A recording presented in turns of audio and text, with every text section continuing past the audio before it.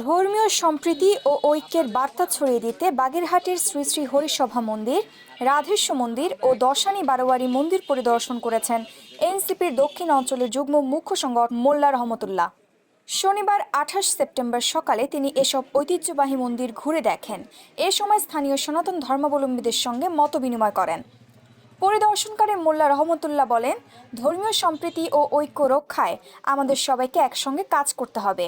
এই ঐতিহ্যবাহী মন্দিরগুলো কেবল ধর্মীয় কেন্দ্র নয়, বরং আমাদের সংস্কৃতি ও ইতিহাসের গুরুত্বপূর্ণ অংশ। এই সময় তার সঙ্গে উপস্থিত ছিলেন জেলা এনসিপির সমন্বয়ক এম মোর্শেদ সোহেল, আল আমিন খান, অ্যাডভোকেট আল আমিন, বাগেরহাট সদর উপজেলার প্রধান সমন্বয়ক আলী হোসেন, নাবিল হোসেন, মনিরুজ্জামান, অ্যাডভোকেট সুমন, জাহিদ হাসান মিলন সহ জেলার বিভিন্ন পর্যায়ের নেতাকর্মীরা। নেতৃবৃন্দ মন্দির পরিদর্শনের মাধ্যমে ধর্মীয় সম্প্রীতি আরও জোরদার হবে বলে আশা প্রকাশ করেন এবং সমাজে শান্তি, সহনশীলতা ও পারস্পরিক শ্রদ্ধার পরিবেশ বজায় রাখার আহ্বান জানান। জেলা মহানগরে পূজা উদযাপন উপলক্ষে একটি মনিটরি টিম গঠন করেছে প্রত্যেকটা ইউনিটে।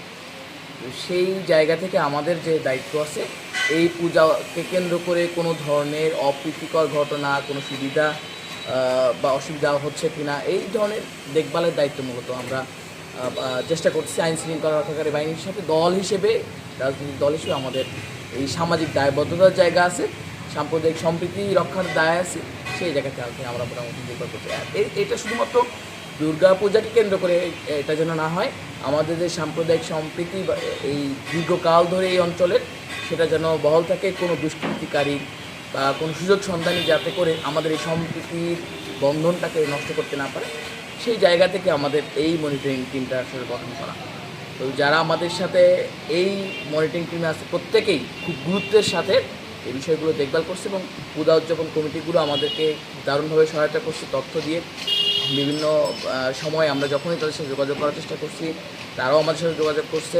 তো এই যে আমাদের যে সামাজিক বন্ধনটা এবং সামাজিক নিরাপত্তার যে বলয় সৃষ্টি করা, প্রত্যেক দল মত নির্বিশেষে, এটা আমাদেরকে আসলে আশা দেখাচ্ছে যে আগামীর বাংলাদেশ হবে সাম্প্রদায়িক সম্প্রীতির বাংলাদেশ। মোহাম্মদ মিজানুর রহমান সাগরের তথ্যচিত্রে ঐশী মণ্ডল, চ্যানেল 21, বাগেরহাট।